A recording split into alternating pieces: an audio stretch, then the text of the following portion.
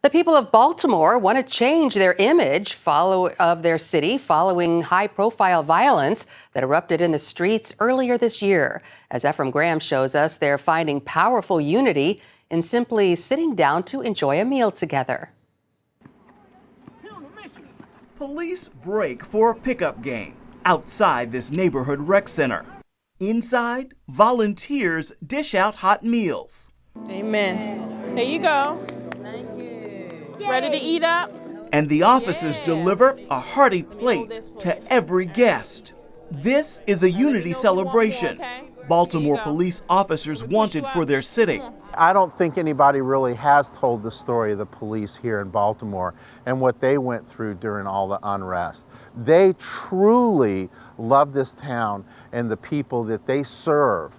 Gary LeBlanc and his Mercy Chefs team travel the country, feeding people in natural disasters like hurricanes and earthquakes. They responded to Baltimore in April when riots erupted following the death of Freddie Gray. Mercy Chefs fed the officers and National Guard 4,000 meals a day. Understand that that was a time when the police were in a lot of anguish and pain. Lieutenant Colonel Melvin Russell is a 36-year veteran of the force and the department's chief of community collaboration. You have 6 comrades that were arrested, so they're feeling a certain kind of way. You had a community, it seemed like an entire community that came against them with hatred. So anybody that was serving them in any capacity, that was a great shot in the arm. It was a tangible act of love. Mercy Chefs came back to share that love for the Christmas season.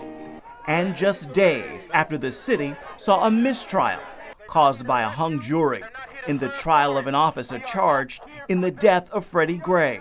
Our hearts were turned to Baltimore even before we knew there were events like this that were going to happen without food service. And it was just the opportunity to come and set the Lord's table of hospitality and then just see what he was going to do. That amazing thing that happens over a shared meal. Is everybody okay with juice? That shared meal brings City Councilman Nick Mosby to the table. Mosby is running for mayor, and he's married to the prosecutor who brought the charges against the 6 police officers.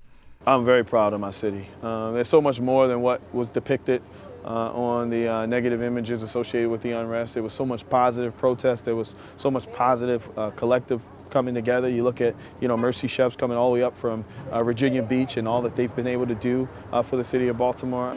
The table for this unity meal includes guests you'd expect and a few surprises.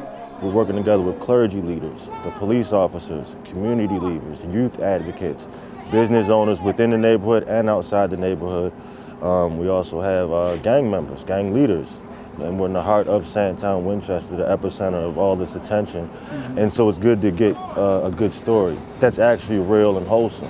In so many ways, the Charm City is rising up, rebuilding and reshaping its image, and everyone, from the youngest child to the man in blue, is giving it his best shot. Our story here in Baltimore is consistent even before the riots, and that there are a lot of residents that work together, that love one another, that care for each other, even through the hardship of what they face on a day-to-day.